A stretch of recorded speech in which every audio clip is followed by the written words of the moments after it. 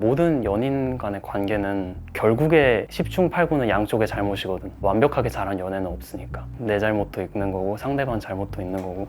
카르마는 연인 간의 관계랑 업보라는 단어가 같이 떠올라서 작업하게 된 곡인데, 모든 헤어짐에는 원인과 결과가 있잖아. 그게 죄책감으로 다가올 수도 있고 미련이 될 수도 있고. 근데 관계가 끝나는 순간 서로 소통할 수는 없잖아. 네 사랑 참 쉽게 끝나고 떠났지만 나는 아닌데 그럼 난 어떻게 끝내? 라고 약간의 불공평함을 느끼고 물어보는 거지. 항상 나는 그런 과정에서 나를 이상한 사람이라고 생각을 했거든. 왜 나는 미안하면서 누군가를 싫어하고. 근데 그런 생각을 하고 있는 사람들이 들으면 이게 나만의 감정은 아니구나, 내가 이렇게 유치한 생각을 해도 되는구나 라고 생각해 줬으면 해.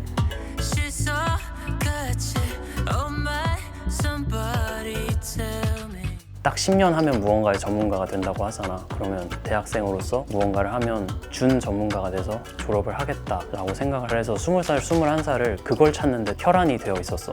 그래서 자유시간에 창업하네, 취업하네 바쁘게 살았었거든. 근데 한 6개월만 그렇게 안 쓰고보고 싶은 거야. 그러니까 공부는 하기 싫은 날이 있잖아. 근데 음악은 하기 싫은 날이 없더라고. 그래서 이거는 평생 해도 될 것 같은데? 라는 생각을 하고 시작했던 것 같아. 그럼에도 불구하고 5년의 시간을 나를 속였다라고 느끼는 시점들이 많았어. 노력이 되게 치열한 과정인 줄 알았거든. 근데 지루한 과정이더라고. 그때마다 포기하고 싶었지. 내가 속아서 시작한 거니까 그만두는 게 맞겠구나 라고 생각을 했었는데, 그 다음 거짓말을 또 쳤어. 내가 이것만 해결하면 잘할 수 있을 거다 라고 믿고 그걸 해결하고 그렇게 버텼던 것 같아. 작은 목표들 나한테 하나씩 던져주면서.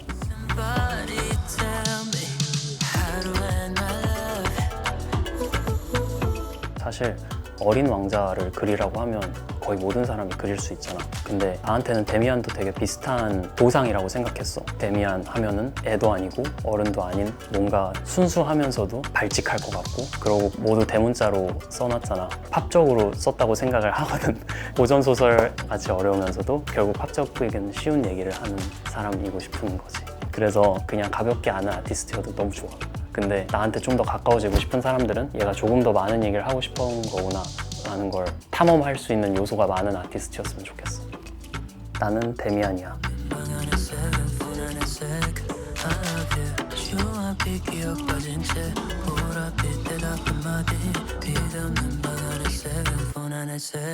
I love you.